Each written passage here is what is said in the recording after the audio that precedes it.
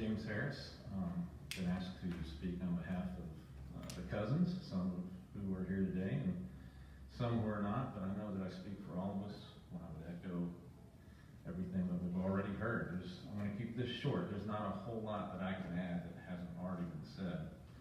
I think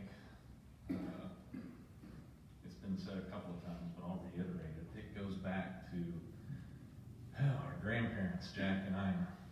They were incredible people, and as a kid growing up, to be able to be in a loving environment and see kids who'd grown up in that loving environment. Looking back, it was an incredible blessing. At the time, it was special, but as I've grown older, it's become more special.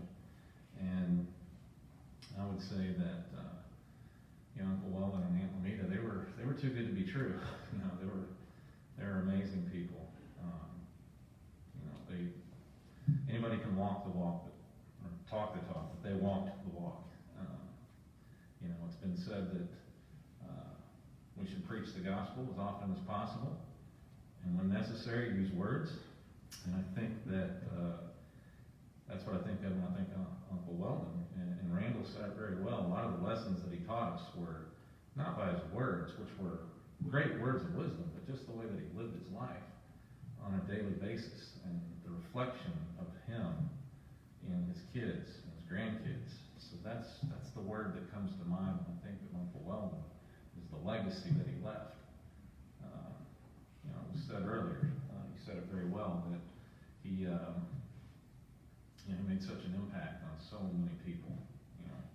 The criteria for greatness is, can you tell a story about a place without a certain person? You think of the stories we've heard today, especially the town of Fritch, where he became a banker and made such an impact on that community. There's no telling how many lives that he impacted.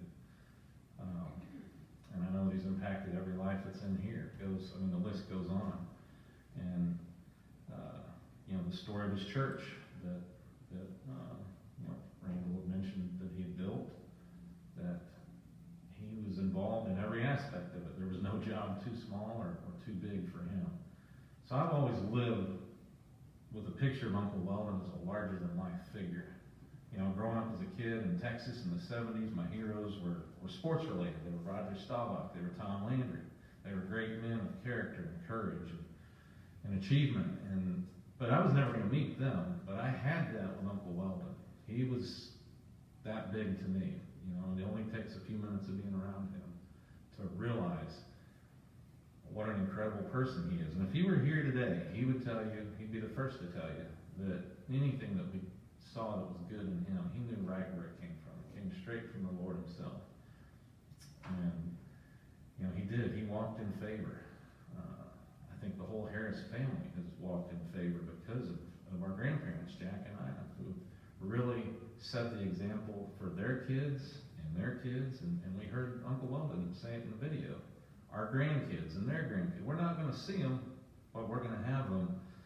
And so it's something that I have really made an impression upon me. And as the father of 3 sons, it's something that I've shared with them. You're only as good as your name. And no one had a better name than Uncle Weldon. And Aunt Lamita, for that matter. They were, like I said, they were too good to be true almost. Something out of a movie to see.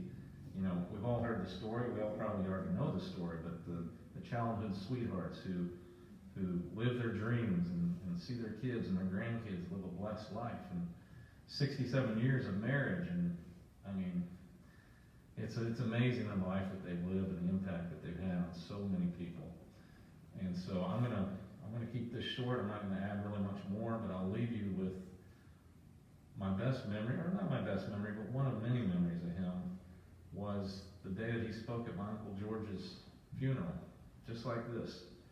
And he got up and delivered an amazing eulogy and tribute to Uncle George.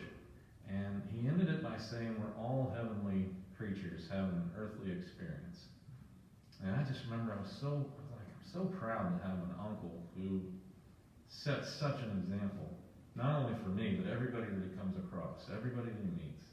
just an amazing man of character, and someone who really set the bar impossibly high for the rest of us. But that's something that we can all aspire to live our lives, even if we can be half as good as Uncle Weldon, and do the things that were important to him. We know where he's at now. He's home. He's home with Jack and Ina and his brothers, and it's something that gives us all something to look forward to as well someday. Our work's not done yet, but we can honor him through our lives and to live our lives in a way that he did. And I say that as someone not really worthy to be able to speak on that, but he does gives us something to shoot for, and it's something that I know that we'll all do.